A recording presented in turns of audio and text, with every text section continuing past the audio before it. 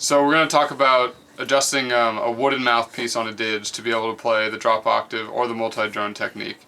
And for those of you that have like a stick probably crafted by like a US crafter that's got a round wooden mouthpiece, this is if you really want to take the next step and open that mouthpiece up to be able to play the low note. Now I really want to say, make sure it's something you really want to do and kind of get some practice maybe with PVC first before you go messing with a nice Didge that you have. I don't really want to be responsible for a well-crafted stick of another US crafter being ruined by an experimental attempt at making one of these mouthpieces. So just really make sure it's something you really want to take that step. I've personally opened up a couple of my sticks that I bought from other US crafters, and I just want to stress there's no going back and there's no fixing once you start opening up the wooden mouthpiece. So just make sure it's something you really want to do. So the mouthpiece is going to end up something like this. This is one of a raw Didge I'm working on, and we're going to take a Didge like this that's got a standard round mouthpiece, and it's about 1.25 inches in size right now. And we're going to open it up and turn it into something like this. Okay, so these are some of the tools that you can use to open up a mouthpiece, and these are some of the really cheap ones you can get at like a local hardware store, and they don't really work so well, but they're helpful if you can't find anything else. And these are probably the best. These are cut saw, and I got these at Woodcraft. You can get them at woodcraft.com, or you could probably find them at some other carving stores. And then these are just typical drum sanding bits to smooth it out in the end. If you open up a Didge that's coated with epoxy and you want to recoat the inside of the mouthpiece with epoxy, you want to wipe down the epoxy that's like right below where you've hollowed it out with acetone first, and you want to sand it and then wipe it down with acetone, and that's going to create a true bond.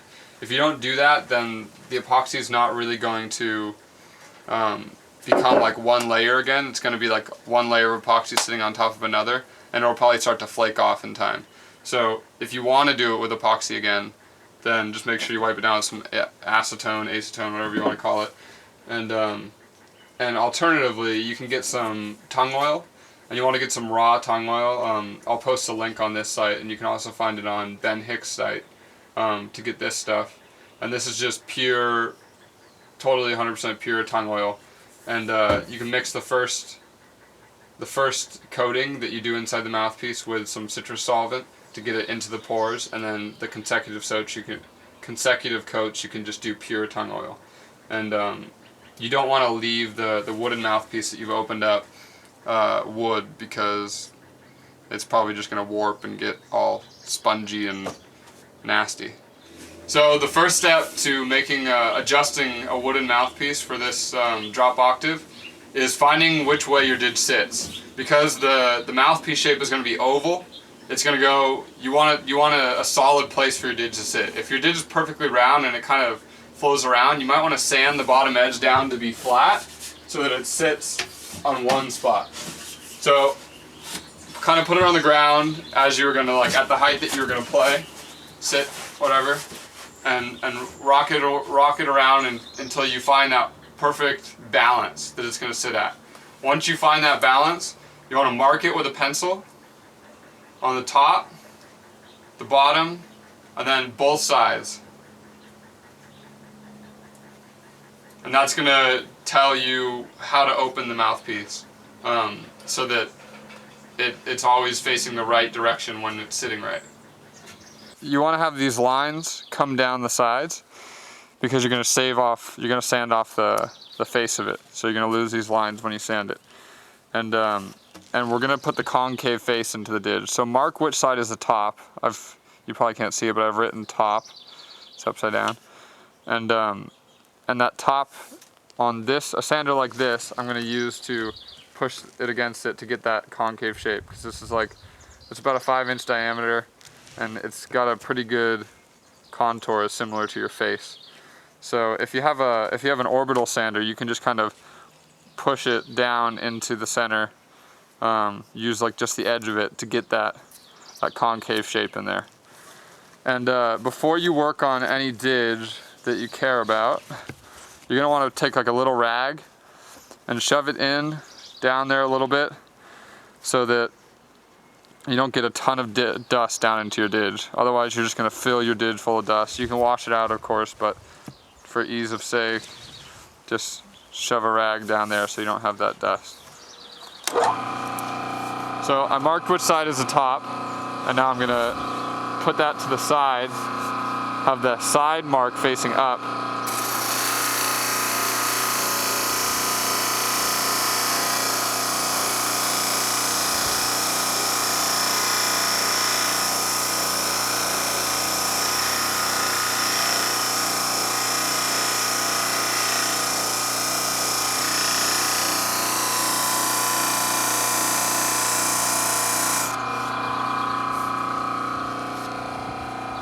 So you can see, starting to get the shape we want. A little more.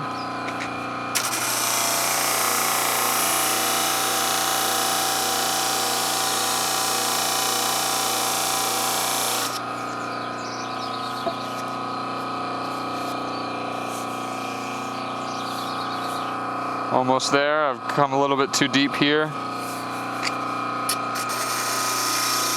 I'm going to pull it back this way. Take down more of that edge.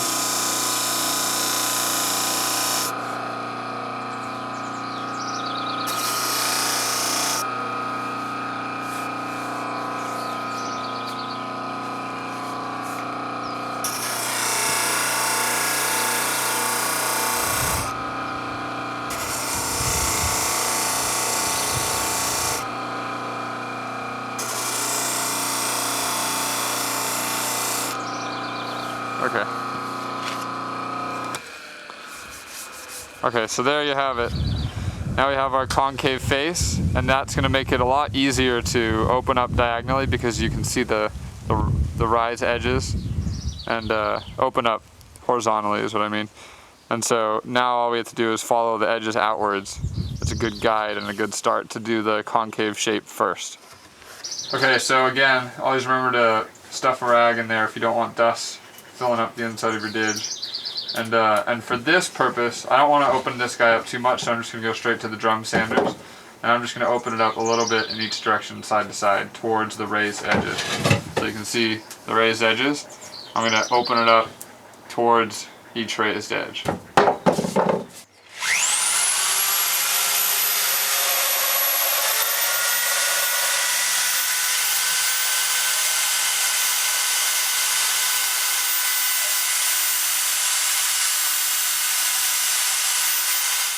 Alright, so now I've roughed it out, and I'm going to switch to the smoother grain drum.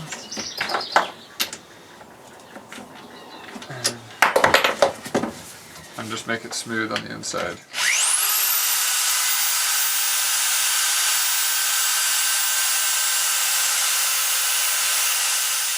Here we go. You notice it's just a little more oval now. And you notice that the walls are really thick. I'm going to take down on the sander the walls until they're... I like my walls really thin. So the thinner the walls are, the less pressure you have to put against your face. It kind of like, the sharper edge kind of like creates a better seal.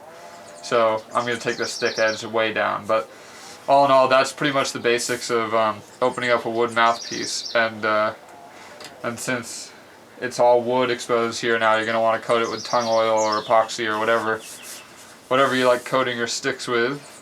And that's pretty much all you need to know.